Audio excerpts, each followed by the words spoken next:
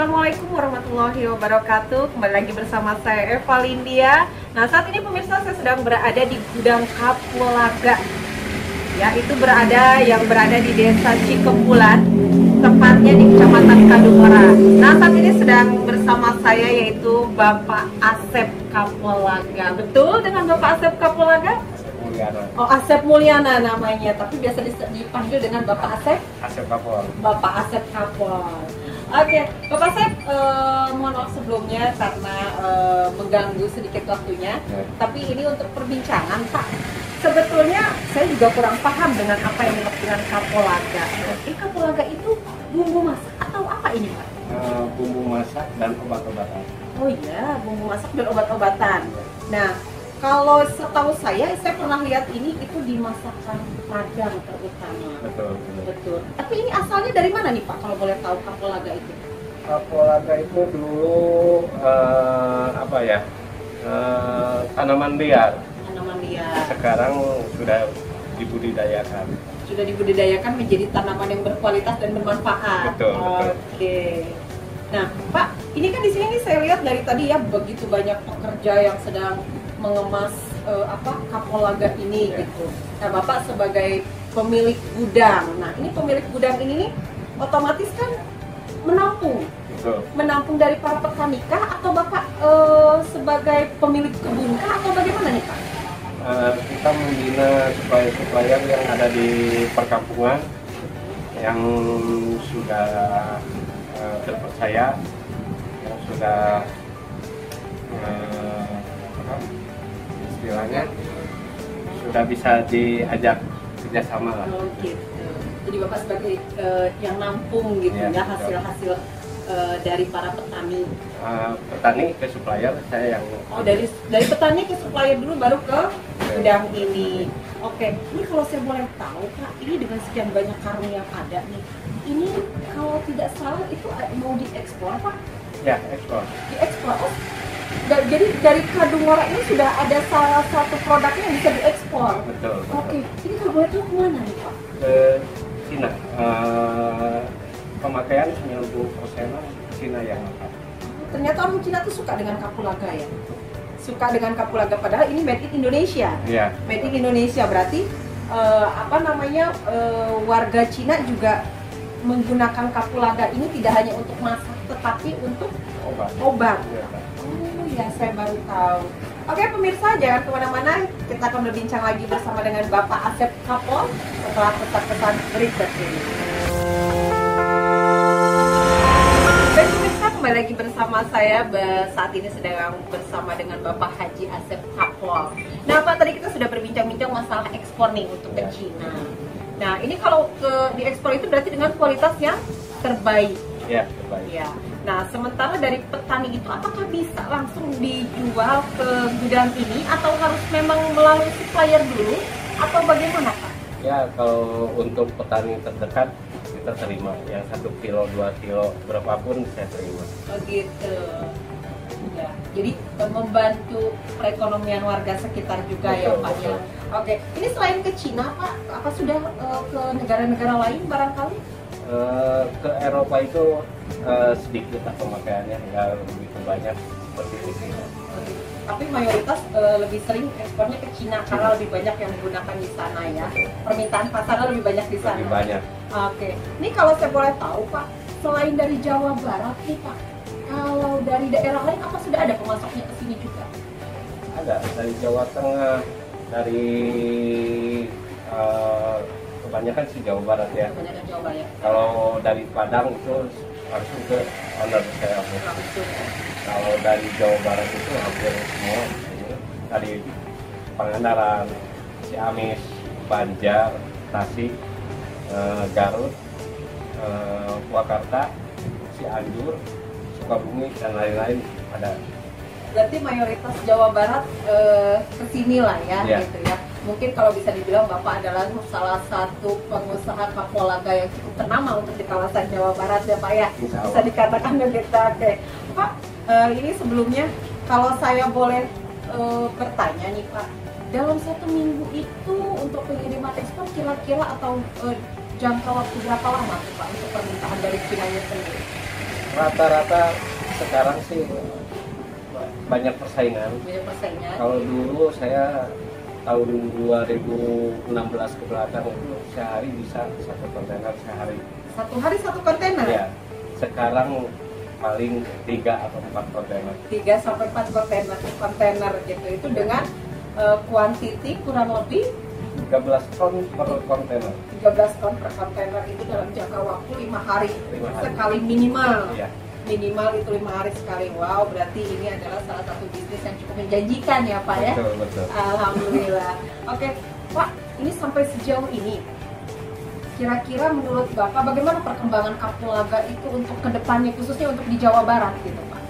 Sekarang kita ke supplier itu lagi pembenahan di kualitas, karena sekarang itu menurun kualitas itu.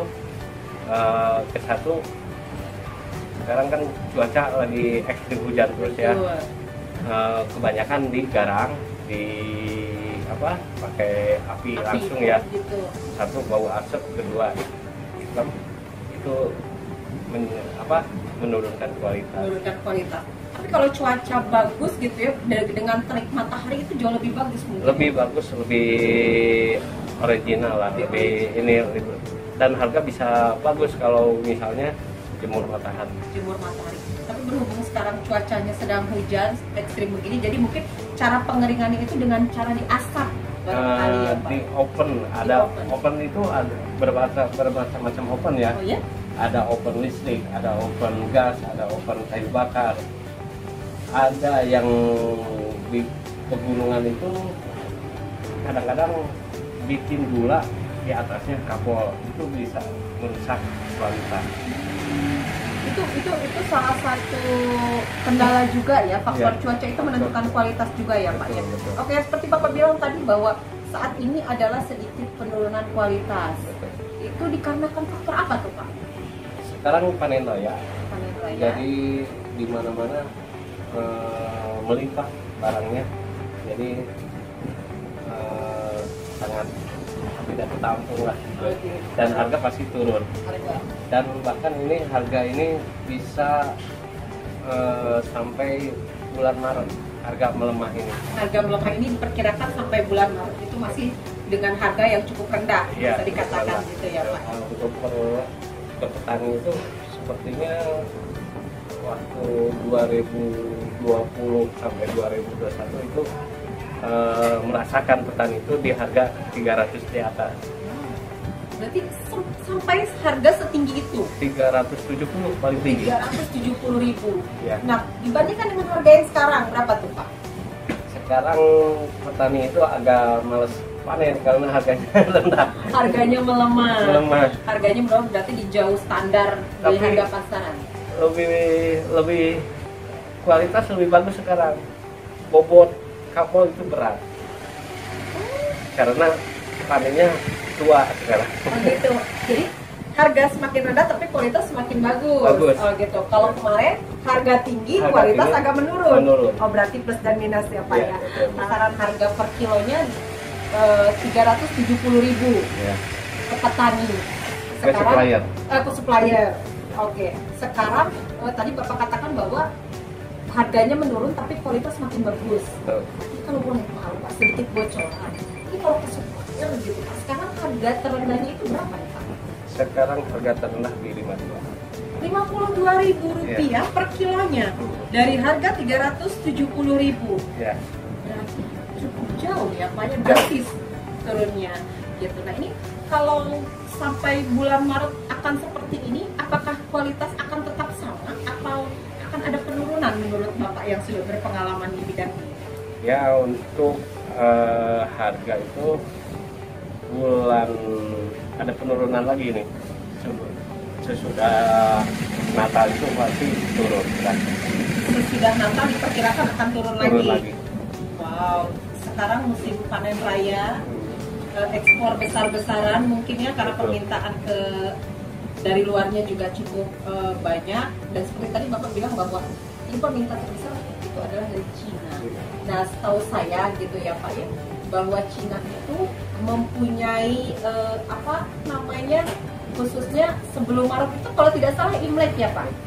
Februari Imlek. Februari Imlek. Biasanya kalau Imlek itu kan perdagangan ke Cina tuh agak sedikit dipersempit. Nah itu bagaimana nih Pak? Ya kalau ini kan tutup buku itu di akhir tahun, pengiriman terus digenjot pengiriman, nanti sudah Natal kita ada pelan pengiriman. Februari, Desember, Januari, Februari agak melemah. Agak melemah. Nanti setelah itu baru Maret mulai. Maret mulai lagi. Jadi sedikit bernafas dulu gitu ya Pak ya. Jadi sekarang istilahnya kerjanya lembur-lemburan dulu deh gitu ya. Kalau lembur tidak, kita karyawan di 2 shift. Oh, karyawannya untuk di gudang ini saja sampai 2 shift. 2 shift. 2 shift berarti non-stop. Non-stop. Wow. Jadi kalau boleh tahu Bapak saat ini memiliki untuk di gudang ini saja Pak yang ada di Kadungora ini ada berapa puluh? 20 dengan jam kerja di 2 shift. Berarti ini gudang ini adalah non-stop. Pengiriman terus menerus. Wow. Pemirsa, ini adalah salah satu bisnis yang tidak main-main ternyata ya, bahwa bisnis di rempah-rempah itu adalah bisnis yang cukup menjanjikan ya Pak ya. Kalau boleh tahu, Bapak berkecimpung di Kapulaga ini sudah dari tahun berapa nih Pak? Saya mulai di 2010. 2010. Ya. 2010 sudah berarti sekarang kurang lebih 12 tahunan ya Pak ya. Kembali lagi bersama saya Valindia, masih bersama dengan Bapak Haji Asep Kapol. Oke Pak, berbicara tentang Asep, setahu saya Asep itu ada paguyuban, dan waktu itu saya pernah berbincang-bincang dengan paguyuban Asep sedunia. Ya. Nah, apakah Pak Haji Asep ini sekarang bergabung dalam paguyuban Asep tersebut? Ya, waktu ada gerak jalan santai sehat di Kadungora, ya, saya itu resign dulu. Sesudah acara ini, sesudah acara gerak jalan resign karena di akhir tahun ini padat ya, jadi nggak bisa ikut serta lagi, tidak bisa guyup lagi gitu karena kesibukan di gudang itu padat sekali, jadi resign dulu sampai berapa bulan gitu. Tapi kalau untuk saat ini masih tetap di paguyuban tapi belum mengikuti beberapa kegiatan sampai dengan akhir tahun ini. Betul. Oke. Kalau saya boleh tahu, mungkin Bapak Haji Asep ini, kalau saya boleh tahu itu di paguyuban Asep itu sebagai apa? Saya kemarin sih di wakil DPD Garut. Sebagai wakil DPD Kota Garut. Wow, jabatan posisi yang cukup riskan ya Pak ya. Oke, gitu. Di balik sebagai seorang pebisnis, ternyata Bapak juga aktif dalam kegiatan paguyuban Asep. Ini kalau boleh Pak, apa boleh kita ke lapangan nanti untuk melihat bagaimana proses pengemasan kapulaga untuk diekspor ini Pak? Boleh. Saya itu kalau saya sih jarang ke lokasi, saya lihat dari monitor aja. Oh gitu. Dari monitor, dari CCTV saja. Ya, oke. Ini musola untuk ibadah karyawan. Ya. Gudang, ini ruang produksi, ini parkir. Jadi di sini juga Bapak bisa kalau misalkan dari si suppliernya kurang kering itu apa? Kalau dari si suppliernya kurang kering itu sama Bapak dikeringin lagi? Dijemur lagi gitu ya, untuk menghasilkan hasil yang terbaik gitu. Ya. Kirain saya tuh dari supplier udah di sini tinggal ngepak gitu. Kadang-kadang ada kadar air di atas 20% itu kita jemur. Berarti kalau dari supplier sama Bapak di tes lagi, dicek lagi kualitasnya. Betul. Oh, saya pikir udah dari supplier udah gitu. Oh enggak. Diolah lagi di sini. Oh, ternyata ada proses, nggak main kemas gitu aja ya Pak ya. Kita di sini itu kapal itu nggak ada yang barang yang terbuang. Wah. Jadi dari pengeringan kulitnya itu masih bisa kepake? Bisa dijual juga. Tapi kalau yang untuk diekspor barangkali untuk yang grade A gitu ya, yang masih bulat gitu? Iya, yang sudah boleh dilihat. Oh iya. Ya, kita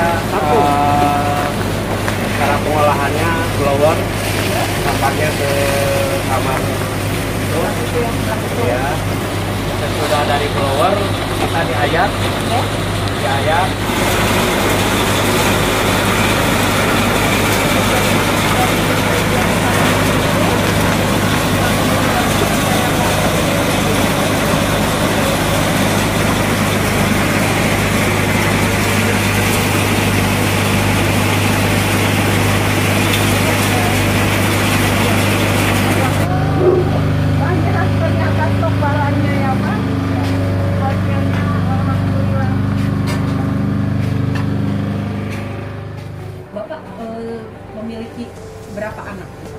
Saya anak 3. Anak 3. Ya, Putra putri? putra. Putra. Tiga-tiganya putra. Betul, Tiga-tiganya putra. Sudah memiliki cucu berapa? Sudah. Sudah? Baru. Baru. Wah, alhamdulillah. Berarti sudah menjadi seorang kakek. Kakek, betul, betul. Seorang kakek. Ternyata Bapak asli Garut. Istri juga asli orang Garut, Pak? Cianjur. Orang Cianjur. Betul. Berarti dodol ketemu dengan beras ya, Pak? Betul. Oke. Nyambung. Nyambung. Ternyata sama-sama asli orang Jawa Barat. Jawa Barat. Oke, pemirsa, demikianlah perbincangan saya dengan Bapak Haji Asep Kapol. Bapak, terima kasih banyak atas waktunya, atas kesempatannya memberikan sedikit ilmu, sedikit masukan untuk kita. Mudah-mudahan usaha Bapak lancar, Amin, amin. Bapak sehat terus, dan usaha yang Bapak jalani sekarang bisa membawa keberkahan untuk warga sekitar, terutama untuk keluarga Bapak. Pemirsa, demikian bincang-bincang saya bersama dengan Bapak Haji Asep Kapol. Nantikan bincang-bincang saya dengan narasumber berikutnya. Sekian dari saya, Eva Lindia, Tasik TV mengabarkan.